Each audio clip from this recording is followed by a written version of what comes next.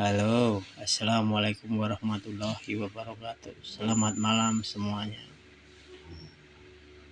Semoga kalian dalam keadaan sehat dan baik-baik saja. Malam ini saya akan ceritakan kisah yang berjudul Kolam Darah, bab 1, karya Abdullah Harahap. Selamat menyaksikan.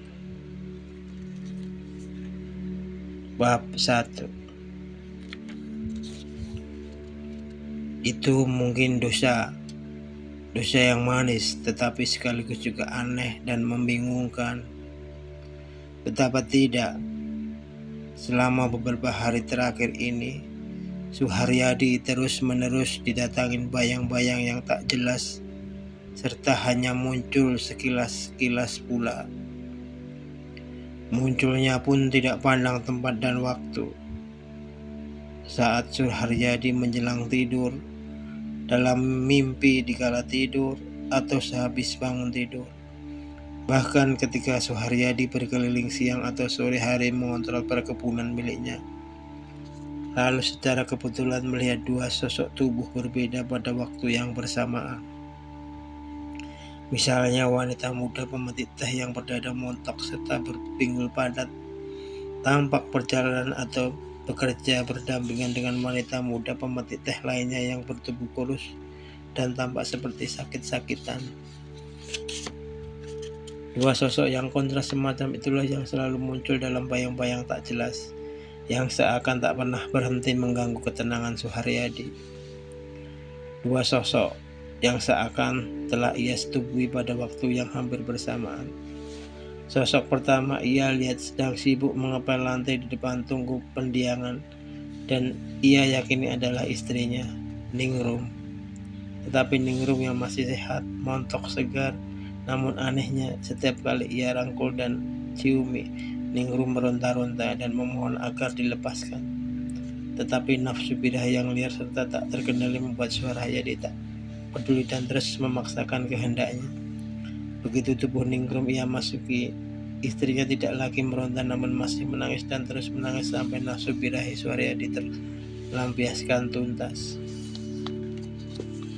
Dalam bayang-bayang yang tak jelas itu, Suharyadi kemudian melihat dirinya masuk ke kamar mandi. Tak jelas untuk bersiram atau buang air. Yang pasti ia kemudian masuk ke kamar tidur dan melihat Ningrum tahu-tahu sudah terbaring di atas ranjang. Kali ini Ningrum yang kurus dan sakit-sakitan. Aneh memang. Dan lebih aneh lagi, hasrat Suharyadi kembali bangkit begitu saja, sedemikian hebat sehingga Suharyadi langsung mengangkangi Ningrum, merobek-robek gaun tidur Ningrum dengan liar. Dan dengan liar pula Suharyadi kembali memasuki tubuh di balik robekan gaun itu. Ningrum sampai terbangun dengan kaget. Tetapi kali ini Ningrum tidak meronta seperti halnya tadi di depan tunggu pendiangan. Ningrum hanya memprotes lemah dan mengeluhkan diri yang sedang sakit. Tetapi Suharyadi sudah terlanjur masuk dan terus masuk semakin dalam, semakin liar. Ningrum yang ini tidak menangis, tetapi tampak pasrah, bahkan kemudian bergerak melayani Suharyadi.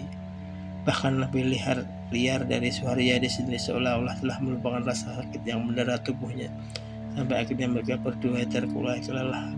Dan hanya sampai di situ. Tak ada bayang-bayang lain setelah itu. Juga tidak sebelumnya, ketika ia tahu-tahu melihat istrinya yang sehat dan montok segar di depan tunggu pendiangan.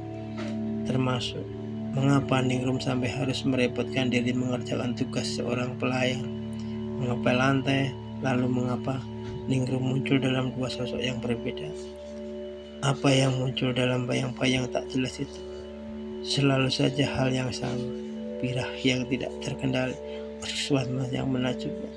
Kamar mandi lalu kamar mandi diakhirkan orgasme sekali lagi. Semuanya tidak lebih dari bayang-bayang yang tak jelas.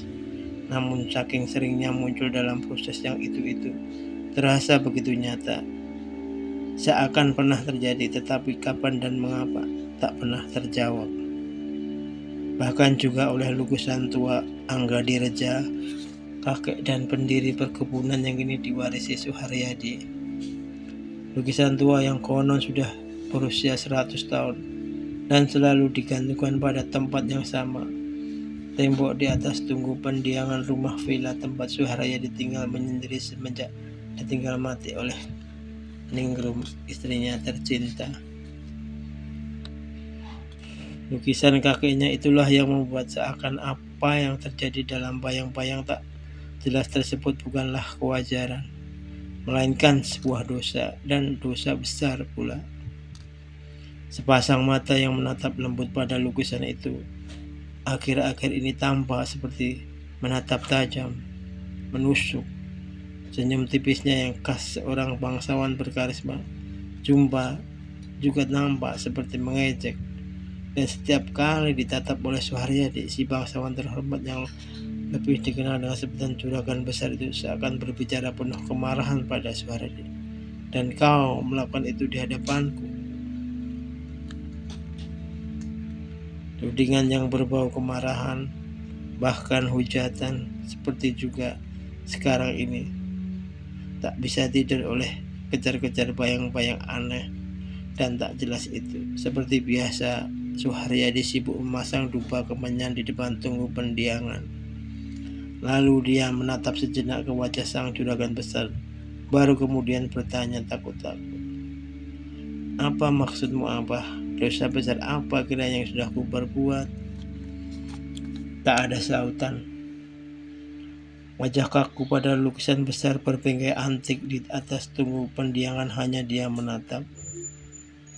Dengan sorot matanya yang tajam menusuk plus tentu saja senyumannya yang mengejek. Kau setubui adalah istriku sendiri. Suharyadi kembali mengeluh putus asa. Lalu mengapa kau menganggapnya sebagai dosa besar yang seakan tak pernah kau ampuni? Diam. Juragan besar tetap membisu sambil tetap tampak marah, tetap tampak mengejek, bahkan menghujat. Selalu dan selalu begitu tiap kali Suharyadi bertanya. Kali ini Suharyadi sudah lelah bertanya. Baiklah, dengusnya sambil bangkit, putus asa bercampur marah. Aku sudah lelah bertanya, dan kau tahu bukan menjawab tetapi terus menghujat.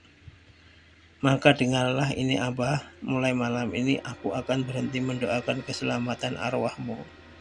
Dan dengan marah Suharyadi pun menendang keras pedupaan di hadapan kakinya. Sedemikian keras sehingga pedupaan beserta perlengkapan di depannya melayang seketika ke sebelah dalam tunggu pendiangan, membentur tembok hitam di balik kobaran api yang membuat sehingga pedupaan tak berdosa itu langsung pecah berantakan. Asap kemenyan dengan cepat mengepul hebat dari dalam tungku. Tidak lagi menimbulkan aroma sedap nyaman di hidung Suharyadi, melainkan mendatangkan bau busuk yang menjengkelkan. Terpanggang hanguslah hendaknya kau di neraka, ubat Suharyadi penuh kemarahan. Kau dengar itu, juragan besar?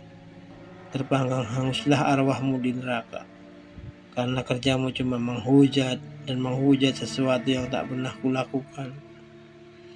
Atau kalaupun sesuatu itu kuanggap bukanlah dosa, karena yang setubui adalah istriku sendiri. Sang juragan besar tak bereaksi. Marah alang kepalang, Suharyadi sudah bergerak dengan maksud menurunkan lukisan tua di hadapannya untuk dijejalkan dan dibakar habis ke dalam api tunggu pendiangan. Ketika suara bisikan tajam tahu-tahu terdengar menggigit gendang telinga menyedihkan. Suharyadi! Diam tertegun sesaat. Suharyadi kemudian cepat memutar tubuh karena langsung yakin suara bisikan itu dengar dari belakang punggungnya. Dan Suharyadi pun melihat sang juragan besar bukan di kanvas lukisan tetapi tegak dia mengawasi beberapa langkah di hadapannya. Angga Direja, sang pendiri perkebunan, memakai kostum bangsawan yang gemerlap seperti halnya yang terlihat pada lukisan di tunggu pendiangan.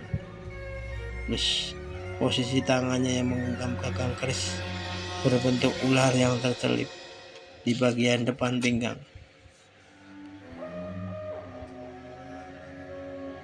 Dengan sorot mata tajamnya yang menusuk serta senyuman bibirnya yang mengejek, benar-benar menyedihkan. Sang juragan besar kembali berbicara, mengejek, "Mengharapkan arwahku hangus terpanggang di neraka? Abah," Suharyadi menganggap terkesima. "Benar," sosok anggun, tetapi tampak marah besar di hadapannya itu menjawab dingin dan kaku. "Dan bukan arwahku, melainkan arwahmu yang akan kubuat terpanggang hangus oleh api neraka. Tentu saja setelah darahmu lebih dulu dihirup habis oleh keris naga patiku ini." Bersama kalimat terakhir, sang juragan besar pun dengan tenang dan dingin menghunus keluar keris bergagang ular yang terselip di bagian depan pinggangnya. "Darahmu, Suharyadi," katanya, disertai dengan senyuman yang semakin lebar, semakin mengejek, "dan darahmu akan kuhirup sebagai tebusan dari kutukanmu terhadap arwahku." "Tidak," Suharyadi kembali menggagap, gugup bercampur takut. "Ini tidak mungkin, kau hanya sebuah lukisan. Kau sudah lama mati."